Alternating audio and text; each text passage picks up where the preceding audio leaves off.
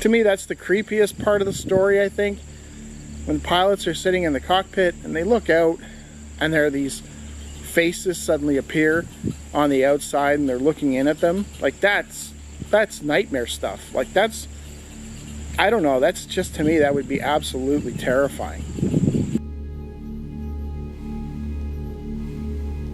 In 1990, an Air Mexico flight traveling over the Atlantic Ocean experienced something so terrifying that the crew of the plane agreed to never speak of it for fear of reprisals. The events of which did eventually come to light when a flight attendant aboard the plane reached out to Mexican UFO researcher Luis Ramirez Reyes. He would write of this case in his book Acosta Extraterrestrial, Hablon Victimas.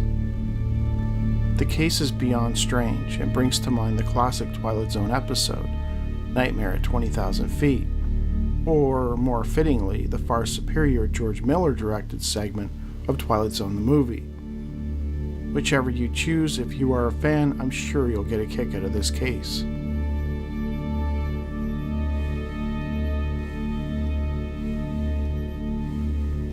In 1990, Bertha Tello was employed as a flight attendant for the airline Air Mexico, which was founded in 1934 and continued to operate without issue until 2020 when it filed for bankruptcy. She recalled that on that night, they had just dropped off passengers in Nassau, Bahamas, and were returning home with only the crew members on board. Due to the events in the Gulf, the rising cost of fuel made these types of trips infrequent, so the staff made the most of the downtime, attempting to catch up on some much-needed sleep during the flight back. Bertha, who was tired but found herself unable to sleep, checked her watch and noted that it was around 3 a.m. The plane was scheduled to arrive back in Mexico City at around 5 a.m. Most of the flight attendants were asleep when she decided to go to the cockpit and chat with the pilots, whom she had a good relationship with. About an hour and 15 minutes after departing Nassau, an extremely bright white light suddenly appeared outside the cockpit. This surprised not only Bertha, but the captain and the first officers as well. Thinking that one of the flight instruments had somehow caused the phenomenon, they checked around, attempting to locate the source. Tello felt this would be a good time to go and prepare some coffee for them, and for herself. The first-class kitchen was totally dark, so Tello, after leaving the cockpit, decided to go to the rear kitchen, walking through the passenger cabin, where some of the other crew members were sleeping. She was sure that the second kitchen light was on, and there was possibly even some coffee brewing from earlier. As she walked briskly down the aisle, she was just passing the wing section on the right side of the aircraft. She noticed something out one of the windows, something moving over the wing.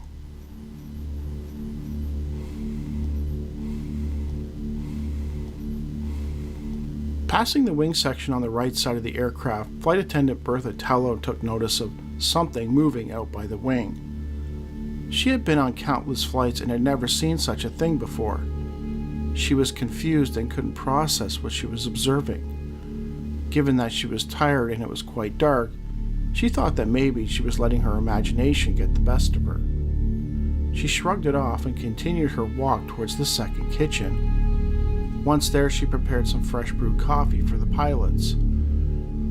She began her return back to the cockpit with a tray of steaming caffeinated beverages. The thought of the thing out by the wing was still on her mind. Back inside the cockpit, she was going to tell the others of what she had seen. That's when she noticed that both the pilot and the first officer appeared very nervous. The strange light they'd observed earlier, it wasn't some type of malfunction. Whatever it was following them, and apparently it was very close to the cockpit. It was apparent to Bertha that they were quite concerned and not in a chatty mood, so she decided to head back to the kitchen to put some cups away and clean up. As she walked past the wing section, she decided to stop and peer out the window in hopes of making sense of what she saw earlier. This time, what she saw shocked her. She jolted backward in the seat. According to Tello, when she looked out the window, there was a face looking back at her from outside. She was horrified and had trouble comprehending what was happening. It began to set in with her that something truly bizarre was happening with the aircraft.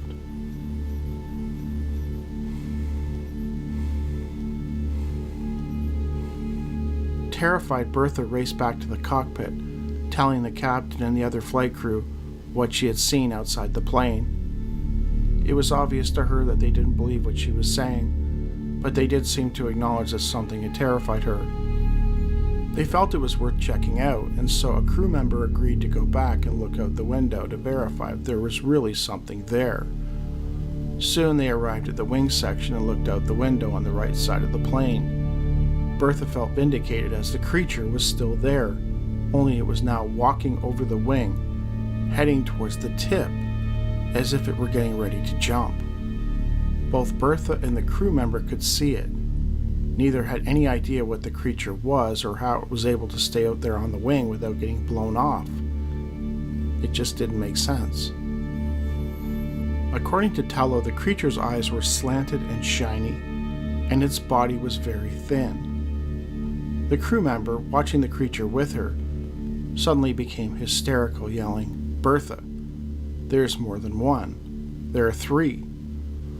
While Tello and the officer were trying to make sense out of it, something terrifying was about to take place in the front of the plane.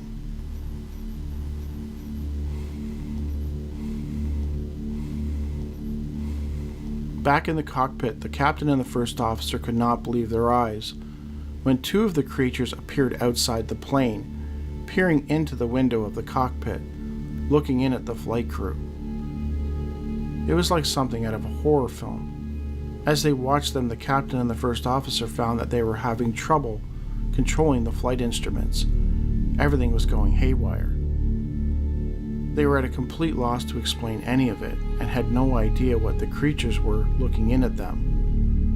This carried on for the next hour and a half, Bertha guessed. Faces appearing in the windows, instruments malfunctioning, and the strange light illuminating the cockpit. The captain even attempted to check the flight log and instruments to determine their current location, but was unable to establish it due to everything going crazy. Then it stopped. The bright light suddenly disappeared, along with the three entities outside the craft. According to Tello, all the watches aboard the plane had stopped, and the sound of turbines could not be heard during the event. But when the light disappeared, the noise from the turbine returned, and the watches started working again.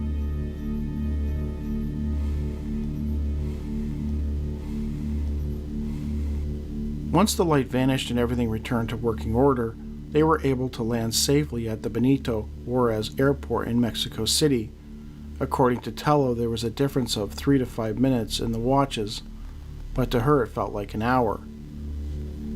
The captain nor the crew could explain what had altered the instruments aboard the 727, though they all suspected it had to do with the strange light.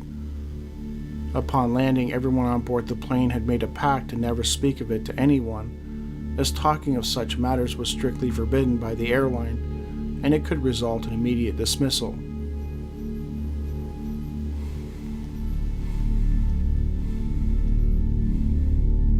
Speaking to Reyes, Tello believed the Air Mexico flight had been encased in some kind of magnetic field, which altered the plane's instruments and created a vacuum for the sound. She believes that this was undoubtedly connected to the bright light and the strange creatures outside the cockpit and the cabin. She suspects also that much more may have taken place aboard the plane that evening, as she noted the very real time discrepancy. She wondered if maybe the creatures had actually entered the plane at some point, and it was stricken from their memories for whatever reason.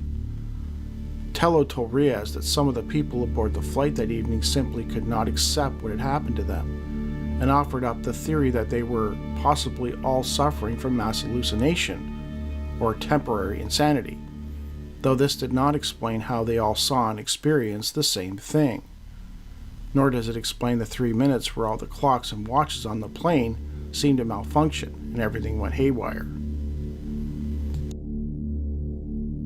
I was talking to Albert Rosales about this case, and he told me something really strange. He said that many, many years ago, he had actually gotten word from a researcher about some weird case involving some flight attendants and pilots encountering some strange creatures on this plane. And the researcher actually gave Albert the number of a NBC reporter who had more information. I think he said it was a female. And for whatever reason, he never got around to calling her. Something happened, I don't know, but he didn't really go into it. But he said that he had heard about this case, and it was years later that he had found out about this book, and he was reading the story, and he said, well, he was pretty certain that that was the case that this researcher was talking about. I've made a similar video in the past about this a strange creature on the wing of a plane, and I also alluded to the Twilight Zone episode in that, but this one is more in keeping with the episode. It even has elements that are very similar, like looking out the window and there's a face looking back and there's a thing walking out on the wing of the plane.